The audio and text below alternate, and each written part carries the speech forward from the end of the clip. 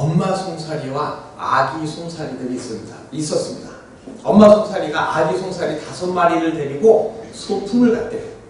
룰루랄라 룰루랄라 이렇게 소풍을 가가지고 재미있게 놀던 중에 엄마가 아기 송사리들이 제대로 있는지 하나 둘 이렇게 세어보는데 분명히 하나 둘 셋 넷 다섯 해야 되는데 하나 둘 셋 넷 다섯 여섯인 거예요. 엄마 송사리가 마지막 6번째에 있는 낯선 송사리를 보고 묻습니다. 얘 미안한데 넌 누구니? 그러자 낯선 송사리가 이렇게 말했답니다. 저는 꼽살인데요. 이 분위기. 자, 우리는 세상에서 밝게 빛나는 능력의 인생을 살고 싶어 합니다. 하지만 사실은 망하는 인생이에요. 다 죽을 수밖에 없잖아요. 절대 죽음을 피할 수 없는 인생, 기껏해야 100년도 못 사는 인생. 그런데 예수님이 함께 하셔서 우리에게 생명의 능력을 주셔서 영생하는 자로 바꿔 주십니다. 우리는 예수님 능력에 묻어가는 꼽사리 인생이에요. 예수님께 능력을 받아서 살아가는 예수님 덕에 횡재한 인생. 오늘도 이 기쁨과 감격으로 가득하시기를 소망합니다. 네. 자, 어릴 적부터 가난에 허덕이다가 가난에 허덕이면서 소장농을 해보다가 평생 일하며 모은 돈으로 캘리포니아의 한 지역에 방앗간을 세운 사람이 있어요. 그리고 자기처럼 가난에서 벗어나기 위해서 열심히 노력하는 이들에게 도움을 줄 수 있는 자선사업가를 꿈꾸면서 아침부터 밤까지 구슬땀을 흘리며 열심히 일을 했답니다. 그런데 어느 날 큰 홍수가 나가지고 전 재산을 쏟아부은 그 방앗간이 흔적도 없이 처참하게 쓸려가 버리고 만 거예요. 매일마다 하나님께 기도하면서 하루를 시작했던 이 방앗간 주인, 피땀 어린 노력과 애정이 담긴 방앗간이 쓸려가도록 놔두신 하나님께 섭섭하기만 한 거죠. 자, 또 한 사람이 있는데 텍사스 한 농장에서 많은 소떼를 키우면서 선교의 꿈을 키우던 사람이 있어요. 그런데 어느 날 큰 지진이 일어나가지고 그 농장 일대에 풍부한 물을 제공하는 유일한 우물이 무너지고 막혀버린 거예요. 이제 소들도 다 처분해야 되고 농작물을 닫아야 하는 상황에 망연자실할 수밖에 없는 거죠. 자, 특별한 문제가 있지 않는 이상 누구나 열심히 살아갑니다. 그렇죠? 자기 인생의 우물을 열심히 파고 또 파서 시원한 성취의 맛을 맛보고 싶어 합니다. 그런데 열심히 노력하며 최선을 다하면서 살아가지만 많은 사람들에게 어떤 결과나 열매가 없이 빈손일 때가 매우 많이 있죠. 녹록지 않은 세상살이 때문인지 공수에 공수고 빈손으로 왔다가 빈손으로 가는 인생이니까 욕심내지 말아라, 이렇게도 사람들은 이야기합니다. 그런데 그렇게 큰 욕심낸 거 아닌데 왜 열심히 추구한 것에서 아무런 결과를 얻지 못하는 걸까요? 그럴 때 사람들은 하늘이 무심하다 이야기하기도 하고 하늘이 불공평하다 이야기하기도 합니다. 자, 오늘 성경 말씀을 한번 보실까요? 북이스라엘과 남유다 그리고 에돔, 이 세 나라가 급격하게 부상하는 모압을 치기 위하여 연합군을 결성했습니다. 하지만 에돔 광야에서 길을 잃고서 마실 물조차 없어서 싸워보지도 못하고 죽게 된 상황에 처했어요. 그때 세 나라 연합국의 왕들이 엘리사를 찾아가죠. 엘리사는 하나님을 버린 북이스라엘 왕과 백성들을 보면서 분노한 마음이 막 일어났지만 검은 불을 켜면서 하나님께 마음을 돌리고 이제는 그들을 살릴 능력을 하나님께 간구하기 시작했어요. 그리고 하나님께 응답을 받은 엘리사가 드디어 새 왕과 그의 군사들에게 말씀을 전합니다. 이 골짜기에 개천을 많이 팔아. 세 나라의 연합군은 이미 7일길을 들어왔어요. 되돌아가다가는 광야 곧 사망에서 다 죽게 됩니다. 그래서 엘리사가 개천을 파라고 했을 때 너무 반가웠어요. 아, 물이 나오려나 보다. 이어서 엘리사는 곧 물이 가득하여 군사들도 짐승들도 가축들도 다 갈증을 해결할 뿐만 아니라 모압도 너희 손에 넘겨주실 텐데 그들의 모든 것을 치고 다 차지할 거다. 승리의 예언을 해줍니다. 세 나라의 왕들과 군사들은요, 엘리사의 말을 듣고 거기에 순종했어요. 수십만 명의 군병들이 엘리사의 말대로 개천을 많이 파기 위해 한마음이 되어서 땅을 파기 시작합니다. 그런데 이미 광야에서 많이 지친 군병들이 7일 동안 길을 잃고 헤맸어요. 처음에 어느 정도는 열심히 팔 수 있는데 파도 물은 안 나오는 거예요. 아침이 되어 소재 드릴 때까지 물 한 방울도 구경하지 못했습니다. 자, 오늘 성경에는 매우 짧게 기록되어 있지요. 하지만 실제의 시간은 매우 긴박하게 그리고 긴 시간이 흐르고 있는 겁니다. 수십만 명이 땅을 판다면 거의 인공 호수급이에요. 어마어마한 개천이 생겼습니다. 그런데 물이 나올 것 같았으면 수십만 명이 땅을 팔 때 어떤 징조라도 보여야죠.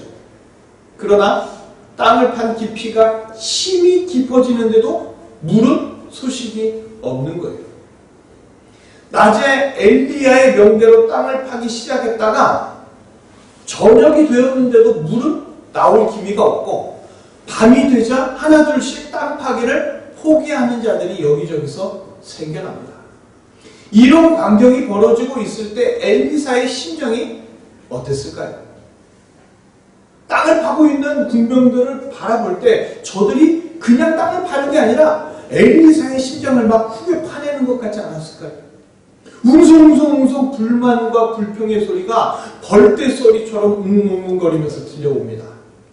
과연 엘리사가 무사히 오늘 밤을 넘길 수나 있을지, 선지자의 위신이 마구 떨어질 뿐 아니라 그의 생명도 장담하기 어려운 살벌한 분위기가 형성되고 있는 겁니다.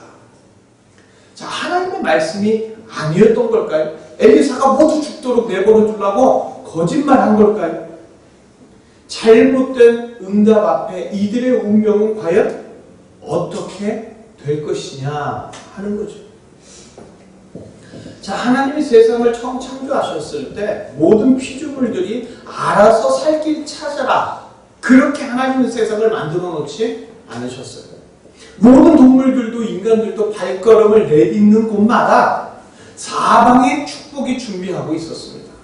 처음 인간은 자기 능력을 가지고 각자 도생해야 하는 게 아니라 하나님이 만든 세상에서 어디에서 무엇을 하든지 간에 모든 피조물이 다 처음 인간에게 순종했고 흘러들어오는 물처럼 하나님이 준비하신 능력이 인간에게 흘러들어오면서 무엇을 하든지 다 행할 수 있는 인간이었어요. 그래서 처음 인간은 자신이 뭘 했다고 하나님께 주장하기보다 하나님께 감사와 찬양을 하며 행복한 나날을 보내고 있었습니다.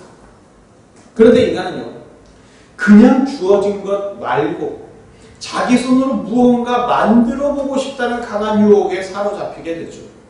하나님과 같은 능력으로 자기 손으로 자기 안에서 무언가를 만들어 보려고 인간은 하나님이 금지한 선악과에 손을 댔습니다. 그러나 인간이 만들어낸 건 죄와 타락뿐이었어요. 인간은 여전히 자기가 노력한 것에서 무언가를 얻을 수 있다고, 자기가 애쓰고 노력하면 하나님처럼 다 이룰 수 있다고 착각하며 살아갑니다. 우리나라도 한때 그런 적이 있었죠. 하면 된다.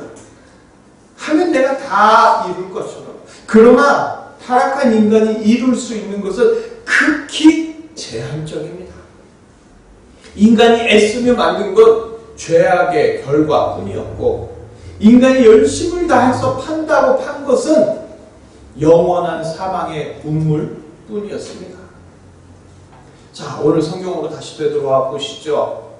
낮부터 그 다음날 아침이 되기까지는 짧은 시간이 아니에요. 엘리사는 하나님의 말씀대로 개천을 많이 파라고 말했습니다. 그리고 수십만 명의 군병들이 개천을 파기 시작했어요. 그러나 시간이 지나도 저녁이 되고 밤이 되어도 물이 나올 기미는 조금도 보이지 않습니다. 오늘 성경은 짧게만 얘기했는데 그 시간을 한번 들어가 보세요. 땅을 파면 팔수록 촉촉한 흙이 나오는 게 아니라 더욱더 메마른 흙만 나오는 거예요. 수십만 명이 동원된 엄청난 개천 파기로 인공호수처럼 큰 웅덩이가 눈앞에 만들어졌지만 그 웅덩이를 채우는 것은 군병들의 한숨과 분노뿐이지 않았겠습니까?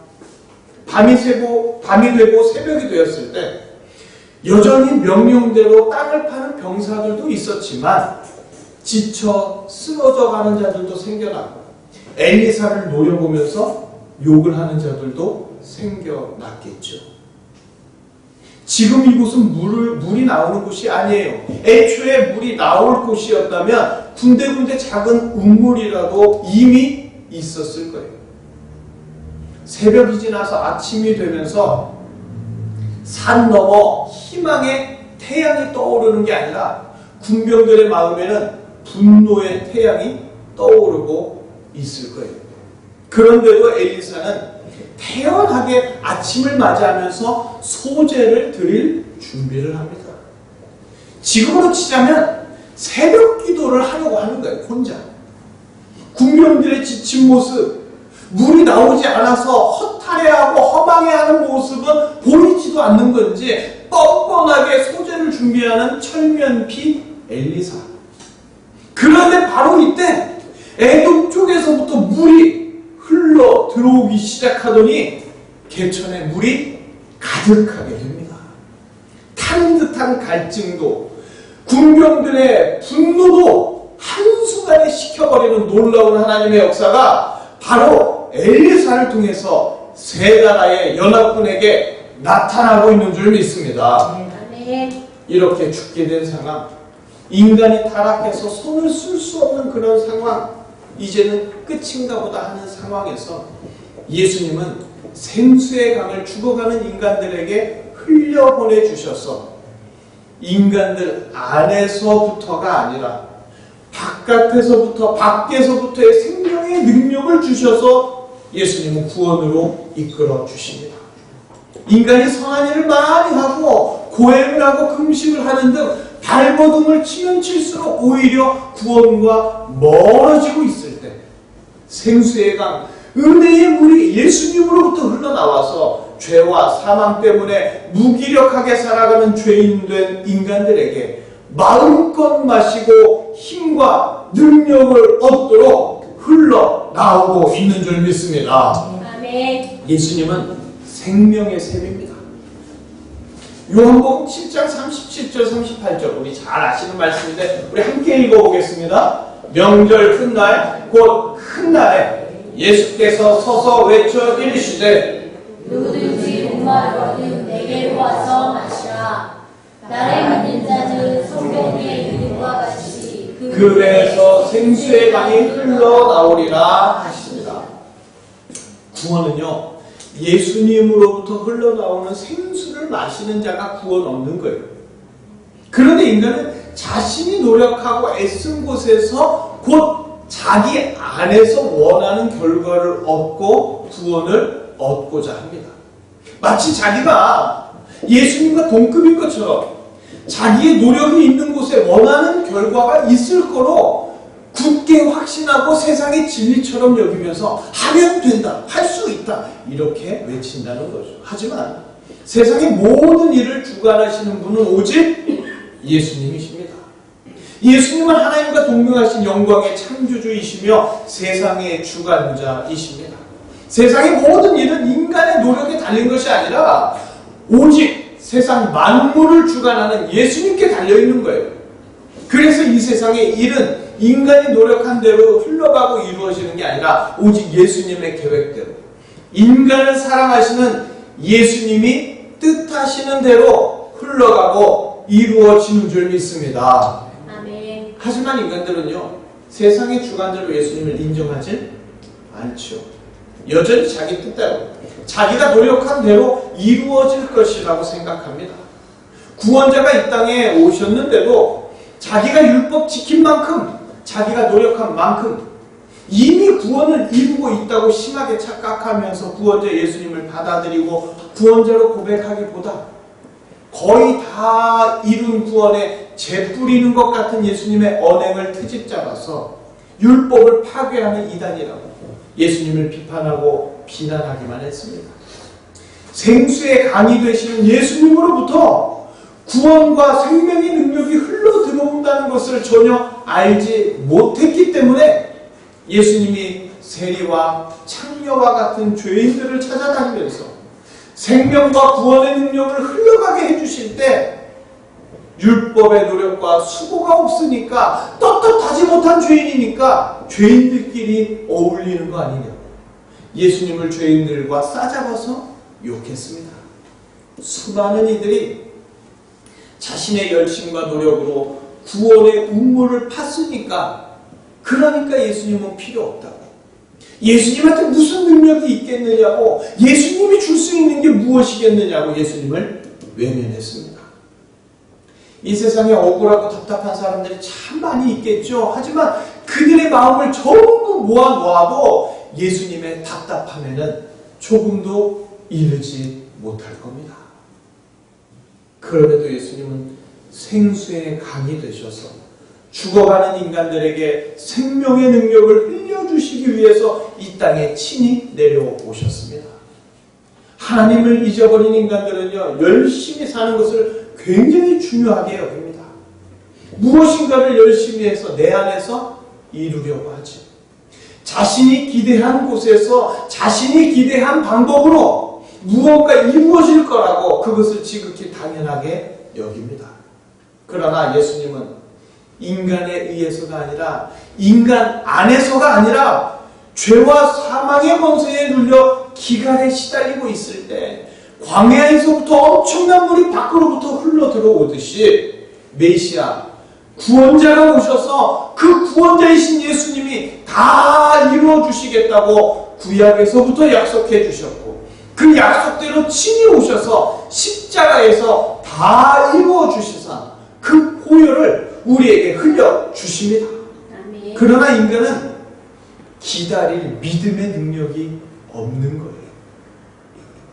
마태복음 11장 2절에서 6절 우리 함께 읽어보도록 하겠습니다. 2절에서 6절 저와 한 절씩 한번 읽어보실까요?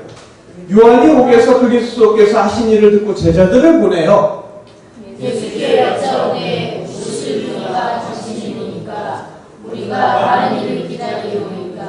예수께서 대답하여 이르시되 너희가 가서 듣고 보는 것을 요한에게 알리되 내인이 보며 문자가 보이며 나무마저가 깨끗함을 받으며 못 듣는 자가 들으며 죽은 자가 살아나며 가난한 자에게 복이 전파된다. 우리 함께 읽겠습니다. 누구든지 나로 말미암아 신족하지 아니하는 자는 복이 있도다 하시니라. 아멘. 세례 요한은요, 여자가 낳은 자 중에 가장 큰 자라고 예수님께 칭찬받은 자예요. 그런데 그런 세례 요한조차도 일반적으로 사람들이 상상했던 그런 메시아의 모습이 보이지 않는 것 같을 때, 자신이 옥에 갇혀서 죽을 날만 기다리는 암울한 처지가 되었을 때 오실 그분이 당신입니까? 하고 예수님께 물었던 겁니다. 왜 내가 애쓰고 노력한 곳에서, 왜 우리가 바라는 곳에서, 왜 우리가 바라는 방법대로 결과가 나타나지 않는 겁니까? 하면서 예수님께 의문을 품은 거죠. 그러나 예수님은 구약에 기록된 메시아의 징조, 곧 맹인이 보게 될 것이고, 못 걷는 자가 걷게 될 것이고, 나병한 자가 깨끗해지며, 못 듣는 자가 듣게 되고, 죽은 자가 살아나며, 가난한 자에게 복음, 곧 기쁜 소식이 전파된다는, 이미 예수님에 의해서 엄청난 능력의 파도가 이 땅에 밀려오고 있다는 것을 분명히 말씀해 주십니다. 그리고 이어서 말씀하시기를 나로 말미암아 실족하지 않는 자는 복이 있다라고 하시죠. 기다리다 지쳐서 주저앉지 말고 기다릴 믿음이 없다고 예수님 앞에 와서 고백하면, 그렇게 예수님 앞에 나와 끝까지 예수님을 바라보면 예수님이 흘려주시는 그런 능력으로 살게 될 거라고 예수님은 격려해 주시고 힘을 주시고 계시는 겁니다. 세 나라의 연합군에게 개천을 많이 파라고 해놓고 다음날 아침이 되어도 물이 나오지 않을 때 엘리사는 어떤 마음이었을까요? 엘리사는요, 물이 나오든 나오지 않든 여전히 하나님께 늘 하던 대로 소재를 준비했어요. 무슨 말이냐? 엘리사에게는 하나님의 존재 자체가 모든 능력이었습니다. 해주시면 해주시는 대로, 안 해주시면 안 해주시는 대로 엘리사는 하나님만 의지했어요. 그리고 그렇게 엘리사가 하나님만 능력이시라고 고백하며 아침 소재를 드릴 때 에돔에서부터 물이 흘러 들어오는데 사막 한가운데서 수십만이 수영할 수 있을 만큼 놀라운 역사가 일어납니다. 기다릴 믿음의 능력조차 없는 무능력한 인간들을 위해서 예수님은 지금도 생명의 물을, 생수의 강을 흘려 보내주시고 있는 능력의 구원자이심을 믿으시길 바랍니다.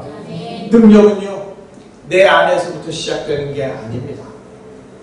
능력은 내 안에 있는 게 아니라 예수님으로부터 흘러 들어오는 거예요.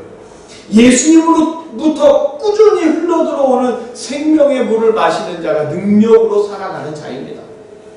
인생의 웅덩이를 팔 때 예수님이 예비하신 물은요, 다른 곳에서 올 수 있다고 성경은 가르쳐 줍니다. 그 진리를 분명히 알고 인간의 머리를 의지하는 게 아니라 예수님을 의지하며 사는 것, 이것이 바로 능력의 인생입니다. 내 마른 내 영혼이 예수님을 바라보며 살 때 예수님으로부터 흘러들어오는 생명의 능력으로 모든 것을 이기며 살 수 있게 됩니다. 보세요. 인생을 살아갈 때 무엇을 열심히 한다고 그대로 이루어지지 않잖아요. 전혀 예상하지 못했던 방향으로, 생각지도 못했던 방법으로 해결되는 경우가 많잖아요. 이런 경험이 반복되는 것은 궁극적으로 우리의 구원이 오직 예수님으로부터만 흘러 들어온다는 진리를 깨우쳐 주시기 위한 하나님의 역사입니다.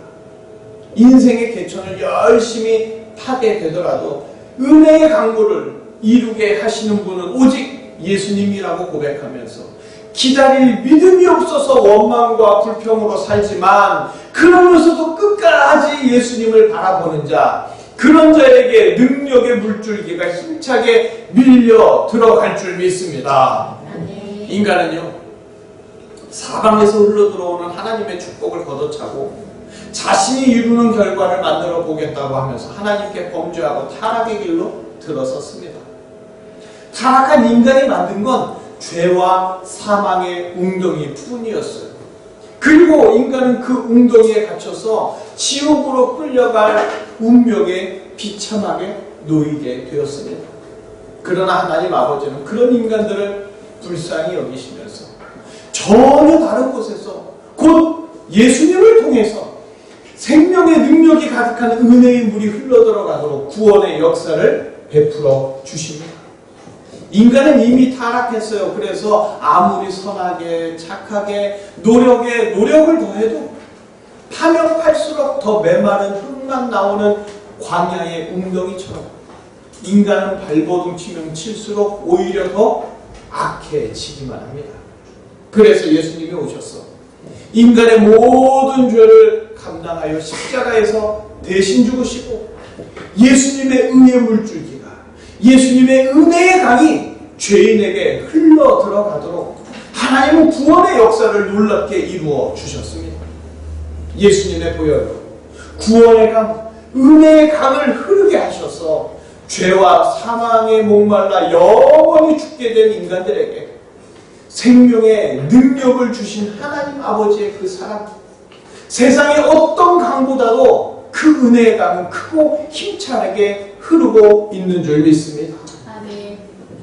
자, 엘리사가 말한 대로 광야 한복판에서 사막 한가운데서 개천을 많이 깊이 팠던 세 나라의 연합군들, 오후가 되고 저녁이 되고 다음날 새벽이 되면서 이대로 광야에서 죽는구나 하는 불안과 두려움이 몰려왔을 거예요. 전쟁이 나왔다가 싸워보지도 못하고 땅이나 파다가 죽는구나 하는 생각에 불평과 원망을 넘어서 분노가 엘리야에게 향해져 있을 거예요. 그러나 엘리사는 태연하게 늘 하던 대로 하나님께 아침 소제를 드립니다. 그리고 그때 에돔에서부터 엄청난 물이 해일처럼 밀려 들어오기 시작합니다. 그리고 그 물은요, 개천을 파놓았기 때문에 흘러 지나가지 않고 멈춰서 고이게 되죠. 만약 물을 원했던 자들에게 비를 내리셨다면 비에 젖은 갑옷으로는 이미 지쳤고 갑옷은 젖었고 전쟁에서 패할 수밖에 없는 거예요. 그러나 하나님의 방법은 놀랍고 신비하고 스펙타클하게 전혀 다른 곳에서 엄청난 물이 흘러 들어오게 하십니다. 이제 세 나라의 연합군은 엘리사를 향한 의심과 불만이 쏙 들어갈 수밖에 없겠죠. 그리고 찢어질 것 같았던 갈증과 피곤에 지친 몸을 쉴 새 없이 들어오는 시원한 개천에 누이면서 그 누구도 상상조차 하지 못했던 광야에서 사막에서의 워터파크를 즐깁니다. 다 죽어가는 병사들이 시원한 물을 마시고 피곤했던 몸을 씻으면서 바닥까지 떨어졌던 능력이 누구와 싸워도 이길 수 있을 것 같은 높은 능력으로 급상승합니다. 광야의 수십만 군병들이 이제는 불평과 원망 대신 하나님을 그리고 그의 선지자 엘리사를 높이 칭송하며 찬양하지 않았겠습니까? 소작농을 하다가 어렵게 땅을 사고 방앗간을 지었지만 갑작스러운 홍수에 모든 것이 쓸려나간 캘리포니아의 어떤 사람. 그러나 그 홍수 때문에요, 어렵게 마련했던 그의 땅에서 금맥이 발견된 거예요. 땅이 파이니까. 그리고 그는 금광의 주인이 되어서 그토록 원하던 자선 사업을 마음껏 할 수 있게 되었답니다. 또한 많은 소를 열심히 키우던 텍사스의 한 농장 주인은 지진이 훑고 지나가면서 유일한 우물이 파괴되어 농장을 폐쇄해야 되는 상황에 몰렸는데 그 파괴된 우물에서 물은 사라졌는데 시커먼 물이 올라온 거예요. 석유가 터져 나오면서 농장 대신 유전을 경영하게 되었다고 합니다.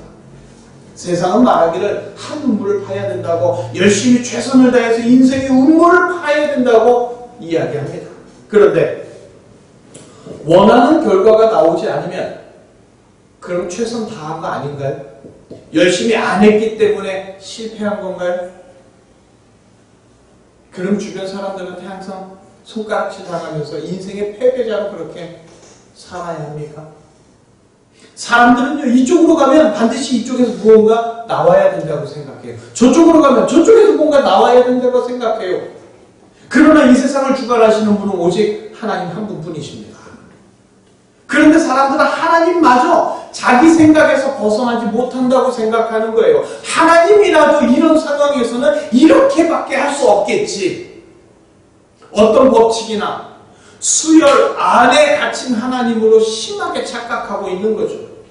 그러나 세상을 살다 보면 전혀 그렇지 않다는 것을, 인간의 생각대로 되는 것은 별로 없다는 것을 깨닫게 됩니다. 그래서 누구든지 예수님을 만나면 인간이 파놓은 인생의 개천에서가 아니라 전혀 다른 곳에서부터 곧 예수님으로부터 흘러 들어오는 생수의 강물, 기가 막힌 은혜의 강물을 맛보게 될 줄 믿습니다. 이 시대는요, 물이 없는 기갈이 아니에요. 예수님을 모르는 기갈에 퍼덕이고 있습니다. 그러므로 누구든지 예수님을 만나면 인생의 모든 기갈이 완전히 해소되는 시원한 능력의 인생을 살게 됩니다. 그러나 예수님 외면하면 죄와 사망에 끌려가서 영원히 무능력하게 답답하게 지옥의 인생을 살게 되겠지요. 성도는요, 예수님의 능력으로 사는 자입니다.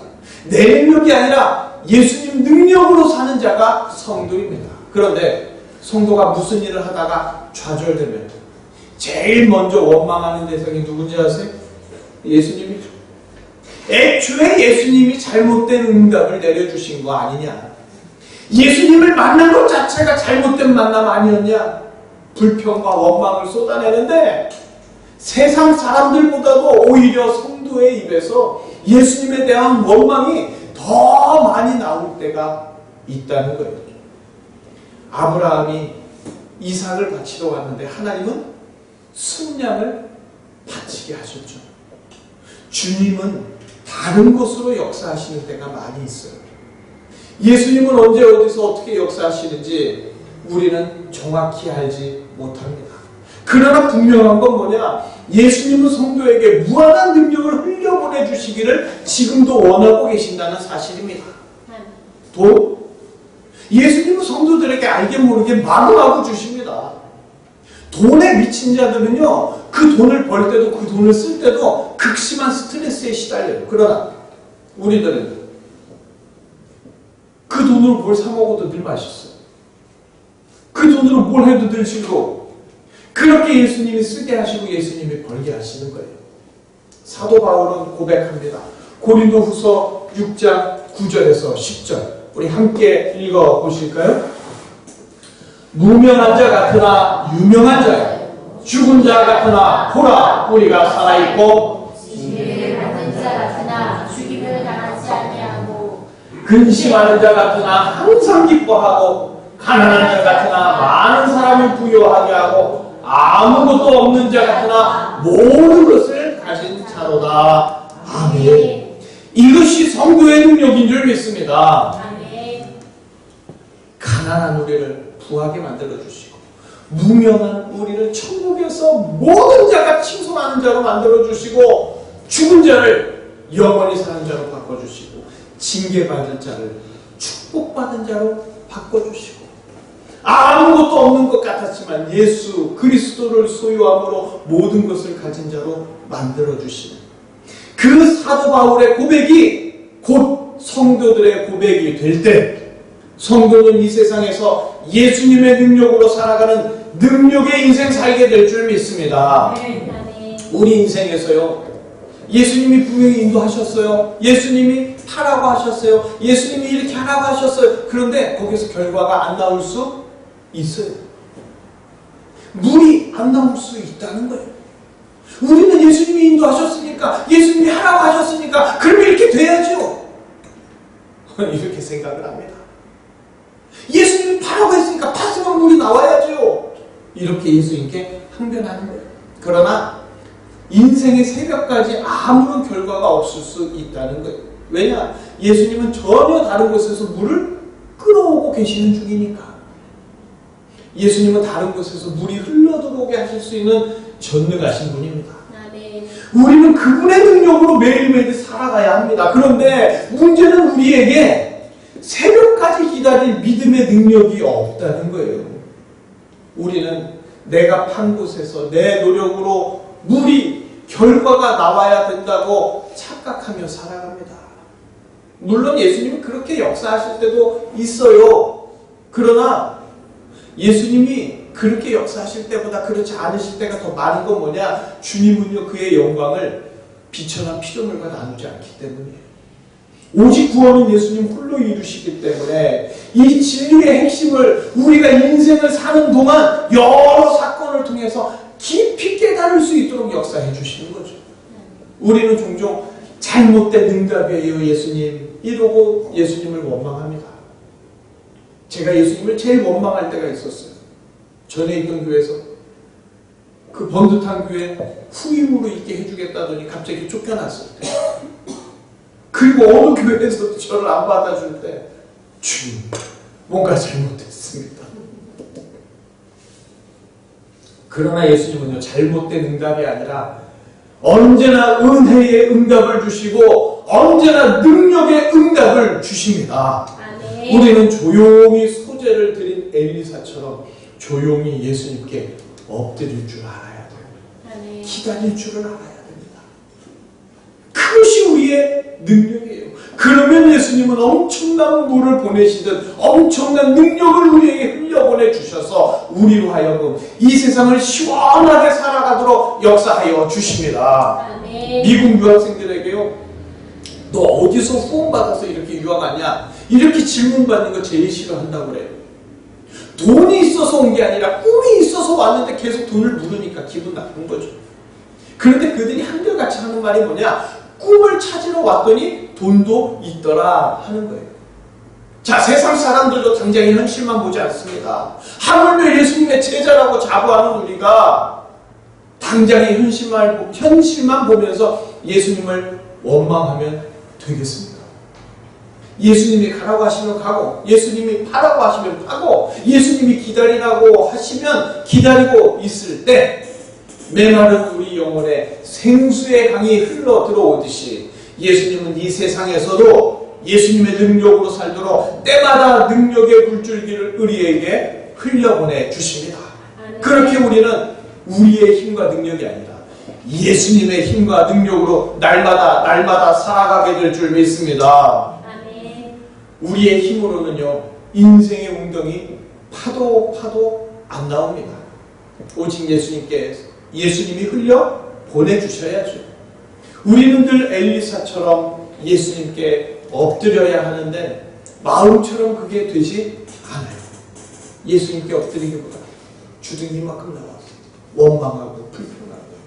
그래서 예수님은 우리에게 찬양을 주셨습니다. 예수님께 나아가 예수님께 엎드려 예수님을 의지하는 방법으로 찬양만큼 좋은 게 없는 거예요. 인생에 답답한 일이 있을 때 주님을 찬양하면서 예수님 앞에 나와서 그분을 의지하면 기가 막힌 방법으로 밖에서부터 물을 흘려보내 주십니다.